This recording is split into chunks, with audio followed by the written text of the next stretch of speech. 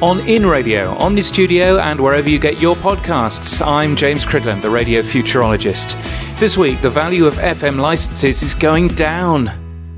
The big news in London is that there are going to be two new talk radio stations shortly, City Talk and City Sport.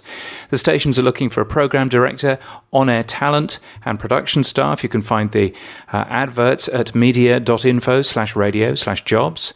It'll be run by Kelvin Mackenzie, a man who has run a successful radio station and the UK's biggest red newspaper, The Sun.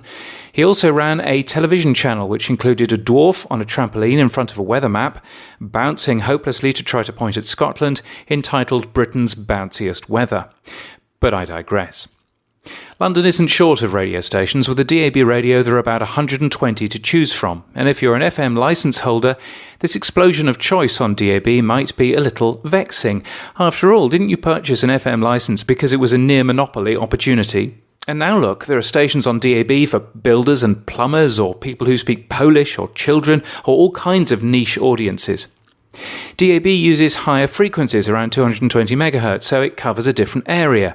In Britain especially so, since in a vague attempt not to annoy the French, DAB broadcasts use a number of transmitters dotted around a city rather than one big one on a hill.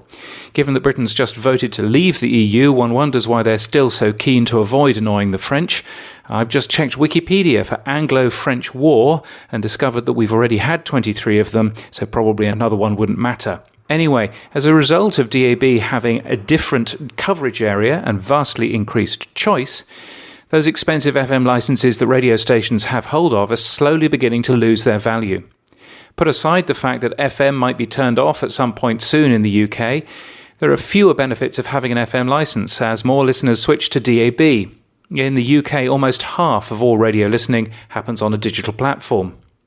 And this is sometimes seen as a reason for radio to oppose DAB. We like having a near monopoly, the thinking goes, and we really don't want other people in the market. Or in my hometown of Brisbane, we really don't want the DAB from Brisbane coming into our market, which is next to Brisbane.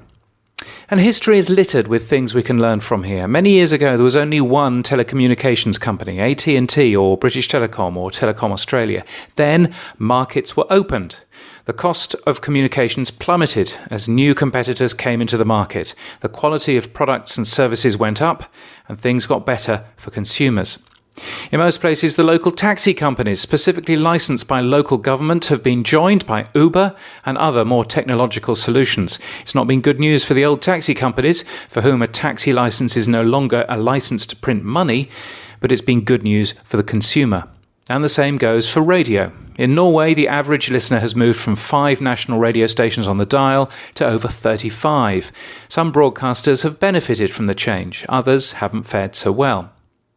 Of course, the internet brings tens of thousands of radio stations to audiences, and interesting then that in Norway, the amount of music streaming through something like Spotify has actually decreased as listeners have been given more choice and more carefully formatted music stations.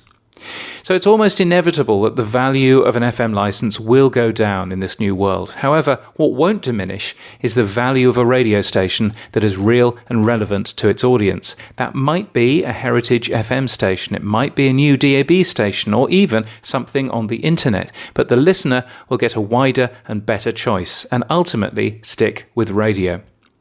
FM licenses might be worth less in the long run, but great broadcasting companies know how to keep themselves relevant into the future.